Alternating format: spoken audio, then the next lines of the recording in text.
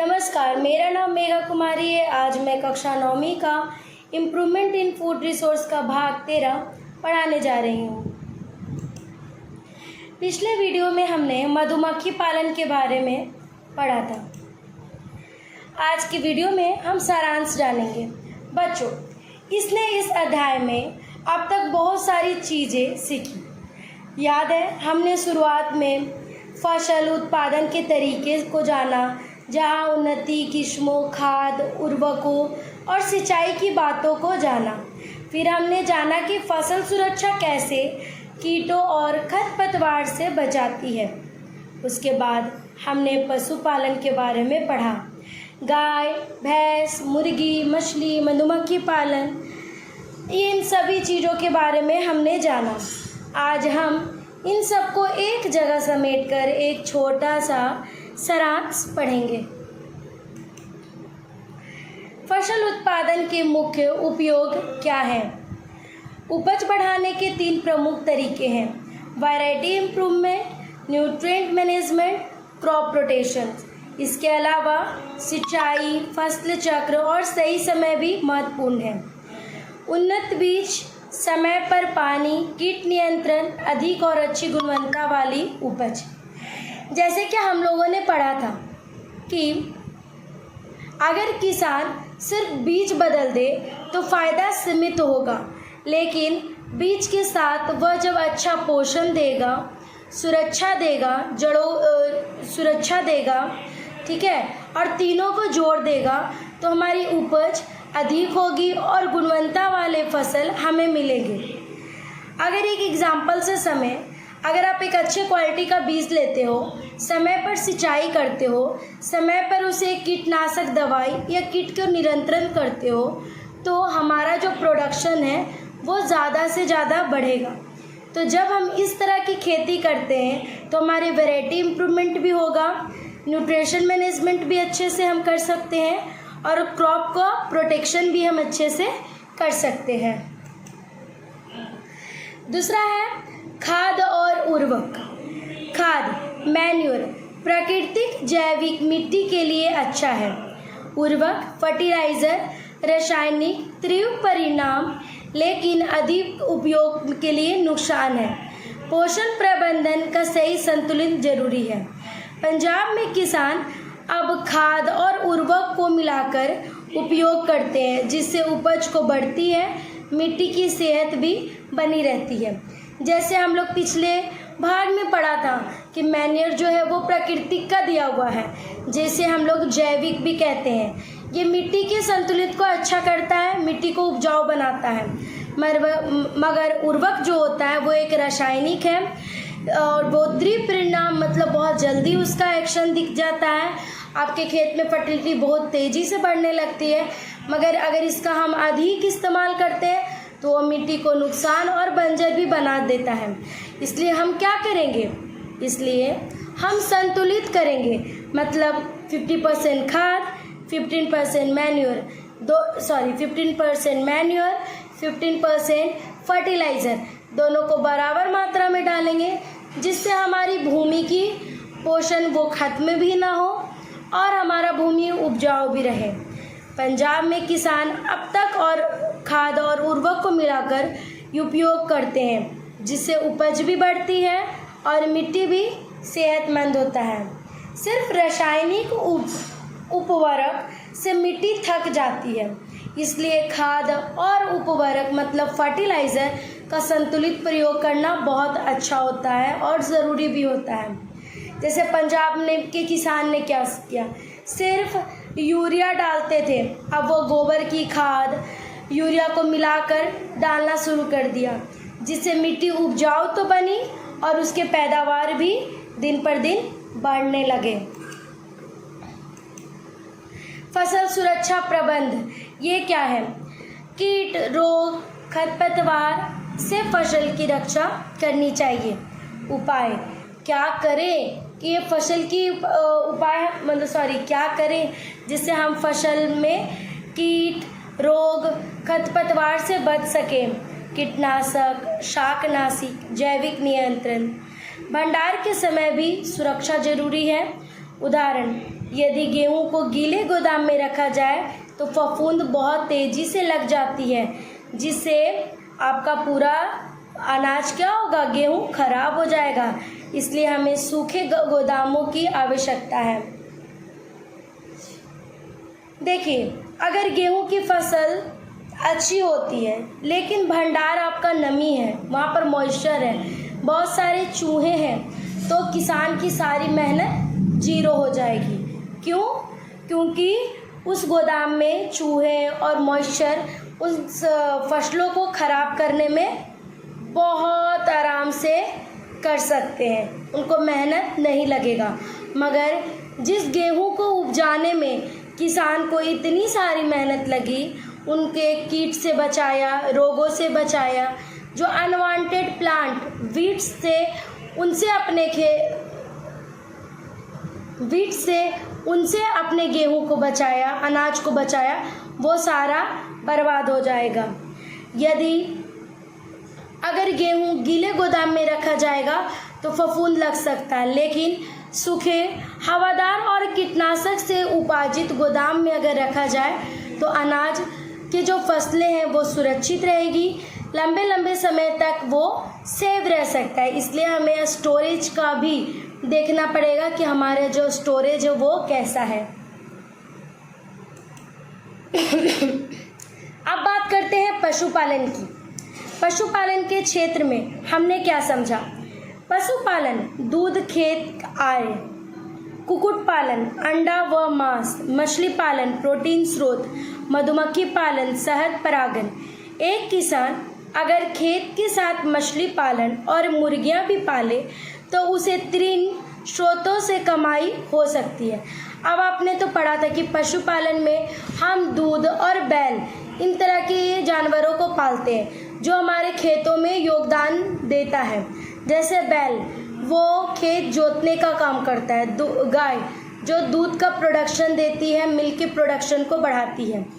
कुक्कुट पालन जो अंडा और मांस देता है। इसमें हम लोगों ने पढ़ा था कि सबसे ज़्यादा अंडा देने वाली मुर्गी के बारे में और सबसे ज़्यादा मांस देने वाली मुर्गी के बारे में जाना था। मछली पालन जो कि प्रोटीन का सबसे बढ़िया स्रोत है। बहुत सारे बंदरगाह में मछलियों का पालन किया जाता है, वो भी बहुत अलग अलग स्पेसिफिक तरीक़ों से, कुछ नेचुरल्स तो कुछ आइलैंड फिशरिंग भी की जाती है। और इसे करने के लिए हमें कम लागत में ज़्यादा प्रोडक्शन हो सकता है। खेती सिर्फ खेत के लिए सीमित नहीं है। किसान अगर खेती के साथ मवेशी, मुर्गी, मछली और मधुमक्खी भी अपनाए तो आय के कई स्रोत बढ़ेंगे और किसानों को न्यूट्रिशन की डिफिशिएंसी नहीं होगी, पोषण की कमी नहीं होगी, उनके भी बच्चे अच्छे से ग्रो और न्यूट्रिशन के साथ बढ़ सकते हैं। एक किसान के पास अगर 2 गायें हैं, 25 मुर्गियां हैं, एक छोटा तालाब है, तो उसमें वो मछली पाल सकते हैं, जिससे उसके घर में दूध, अंडा, मछली, खेत के फसल सब कुछ मिल सकता है। तो उससे उसके घर में किसी पोषण की कमी होगी? नहीं, वो पोषण की कमी नहीं होगी। वैज्ञानिक तरीके अपनाना क्यों ज़रूरी है? क्या ज़रूरी है? क्या हम वैज्ञानिक तरीके नहीं इस्तेमाल करेंगे तो क्या हमारी खेती और पशुपालन नहीं होगी? उन्नत फसलों का चुनाव, सबसे अच्छा फसलों का चुनाव करना सबसे ज़्यादा ज़रूरी है। संतुलित आहार और टीकाकरण, ये इसलिए ज़रूरी है क्योंकि अगर हम टीकाकरण नहीं करेंगे तो बहुत जल्दी बीमारियां फैल जाएगी। जहां एक जानवर को बीमारी फैली वो धीरे धीरे पूरे हमारे फार्म्स को खराब कर सकती है। जल प्रबंधन और रोगों से बचाव का तरीका ढूंढना होगा। आधुनिक तकनीक और जैविक उपाय भी हमें करने होंगे, जैसे टपक सिंचाई, मिश्रित फसल और जैव उर्वरक। ये तीनों को मिलाकर हम एक स्मार्ट खेती का रास्ता बना सकते हैं। जैसा कि हम लोगों ने पढ़ा था कि बहुत सारे टेक्निक हैं जिसके कारण हम अगर खेती करते हैं तो कम पानी में हम अच्छा खेती कर सकते हैं। वहाँ की जो फसलें हैं वो अच्छा डेवलप्ड हो सकती हैं। अगर किसान परंपरागत तरीके से खेती को अपनाता है तो उत्पादन सीमित होगा, उत्पादन एक लिमिट में होगा। मगर अगर किसान आधुनिक तकनीक से या वैज्ञानिक के सोच से अपनाए हुए इक्विपमेंट का इस्तेमाल करता है या तरीक़ों का इस्तेमाल करता है तो वो बहुत लंबे समय तक और टिकाऊ और सुरक्षित खेती कर सकते हैं। जैसे टपक सिंचाई, ड्रिप इरिगेशन, इसमें भी पानी का बहुत बचत होता है और सभी पौधों को बहुत अच्छे से पानी मिल जाती है। जैविक खाद, ये मिट्टी के लिए सेहतमंद है, जिसमें हम लोग खाद मैन्योर का इस्तेमाल करते हैं। मिश्रित फसल से क्या होता है कि आप एक बार में 2-3 तरह के क्रॉप्स को ग्रो कर सकते हैं। वहाँ के न्यूट्रिशन वैल्यू भी कमते नहीं हैं और हमारा जो लैंड है वो फर्टिलाइज रहता है।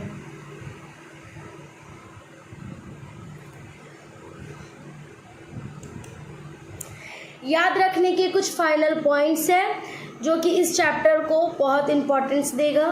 खाद्य संसाधनों में सुधार के लिए ज़रूरी है। खाद्य संसाधन अब इम्प्रूवमेंट करना है तो क्या क्या ज़रूरी है? पहला, वैज्ञानिक का सोच, पर्यावरण का ध्यान रखना, क्योंकि अगर हम रासायनिक चीज़ें ज़्यादा इस्तेमाल करते हैं तो हमारा पर्यावरण भी दूषित होता है। जब हमारा पर्यावरण दूषित होता है तो हमारा वाटर साइकिल भी दूषित होता है, उससे जल चक्र में भी प्रॉब्लम आती है, पानी, वर्षा, मौसम भी बिगड़ने लगता है। किसान की समझ, किसान को समझना होगा कि किस तरह से खेती करें जिससे प्रोडक्शन दिन पर दिन बढ़ेगा। यही भविष्य की सुरक्षित और टिकाऊ खेती की दिशा है। खेती और पशुपालन दोनों का संतुलित, सुरक्षित और टिकाऊ खेती के लिए बहुत इम्पोर्टेंट है। भविष्य में अगर हम स्मार्ट खेती का रास्ता चुनेंगे तो हमारा जो आय है वो दिन पर दिन बढ़ेगा और जो पोषण की कमी बच्चों में दिखती है वो कमी भी दूर होगी। कुछ रिफ्लेक्टिव पॉइंट्स हैं वो आप समझिए। अगर किसान सिर्फ रासायनिक उर्वरक ही डालता है तो क्या नुकसान होगा? इससे पहला नुकसान होगा कि हमारा ज़मीन बंजर हो जाएगा, वातावरण हमारा अच्छा नहीं रहेगा, आने वाले समय में खेती बहुत मुश्किल हो जाएगी। दूसरा, फसल सुरक्षा खेत में ज़रूरी है या भंडार में भी? तो हाँ, फसल सुरक्षा खेत के लिए भी ज़रूरी है। अगर उसका हम समय पे ये फर्टिलाइज़र डालें या समय पे हम लोग उसमें पेस्टिसाइड्स डालें, खरपतवार को रिमूव करें, कीड़े नहीं लगने दें, वो ज़रूरी है। और भंडार घर इसलिए क्योंकि अगर भंडार घर में मॉइस्ट होगा, चूहा होगा तो वो क्या करेगा, हमारे अनाज को खा जाएगा और मॉइस्ट से हमारे अनाज में फफूंदी लग सकती है। तीसरा, क्या पशुपालन और खेती एक दूसरे के पूरक हैं? उदाहरण देकर इसको आपको समझना है। हाँ, दोनों एक दूसरे से बहुत जुड़े हुए हैं। पशुपालन होने के कारण अगर खेती में लॉस होती है तो हम उससे भी पैसे कमा सकते हैं, हमारा घर चल सकता है। वैज्ञानिक खेती से गांव की व्यवस्था पर क्या असर पड़ता है? वैज्ञानिक खेती से गांव की व्यवस्था अच्छी होती है, वो कम समय में उनका ज़मीन कभी खाली नहीं रहता, हमेशा खेती होती रहती है, ज़मीन भी उपजाऊ रहता है, आय का स्रोत भी बढ़ता है। लास्ट एक छोटा सा कंक्लूजन पूरे चैप्टर का। यह अध्याय हमें सिखाता है कि खेती और पशुपालन तभी सफल होंगे जब हम वैज्ञानिक तरीकों के साथ पर्यावरण संतुलित को भी साथ लेकर चलें। टिकाऊ खेती का मतलब ये नहीं कि मिट्टी का सेहत, किसान की समृद्धि और सेवा भी ज़रूरी है कि उन्हें भोजन की सुरक्षा मिले। खेती अब सिर्फ भोजन पैदा करने का काम नहीं बल्कि आर्थिक विकास और आत्मनिर्भर का भी आधार है। धन्यवाद।